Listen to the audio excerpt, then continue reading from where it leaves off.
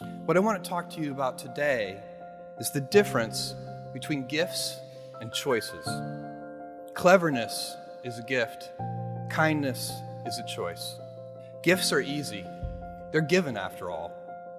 Choices can be hard. You can seduce yourself with your gifts if you're not careful. And if you do, it'll probably be to the detriment of your choices. How will you use these gifts? And will you take pride in your gifts or pride in your choices? I got the idea to start Amazon 16 years ago. I came across the fact that web usage was growing at 2,300% per year. I'd never seen or heard of anything that grew that fast. And the idea of building an online bookstore with millions of titles, something that simply couldn't exist in the physical world, was very exciting to me. I just turned 30 years old, and I'd been married for a year. I told my wife, Mackenzie, that I wanted to quit my job and go do this crazy thing that probably wouldn't work, since most startups don't, and I wasn't sure what would happen after that. Mackenzie told me I should go for it. As a young boy, I'd been a garage inventor.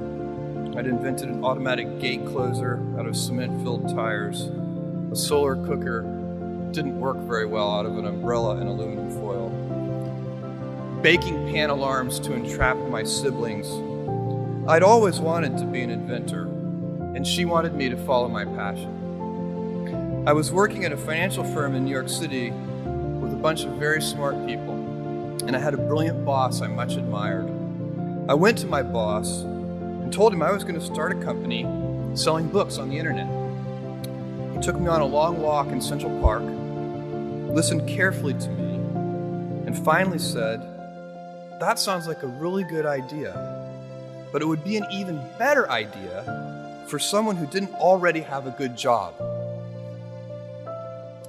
That logic made some sense to me, and he convinced me to think about it for 48 hours before making a final decision. Seen in that light, it really was a difficult choice, but ultimately, I decided I had to give it a shot.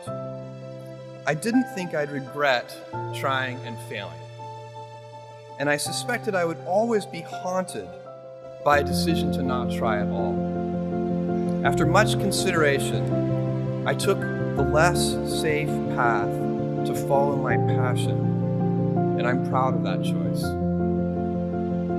Tomorrow, in a very real sense, your life, the life you author from scratch on your own, begins. How will you use your gifts? What choices will you make? Will inertia be your guide, or will you follow your passions? Will you follow dogma, or will you be original? Will you choose a life of ease, or a life of service and adventure? Will you wilt under criticism, or will you follow your convictions? Will you bluff it out when you're wrong, or will you apologize? Will you guard your heart against rejection, or will you act when you fall in love? Will you play it safe, or will you be a little bit swashbuckling? When it's tough, will you give up, or will you be relentless? Will you be a cynic, or will you be a builder? Will you be clever at the expense of others, or will you be kind? I will hazard a prediction. When you are 80 years old, and in a quiet moment of reflection, narrating for only yourself the most personal version of your life story, the telling that will be most compact and meaningful will be the series of choices you have made. In the end, we are our choices. Build yourself a great story.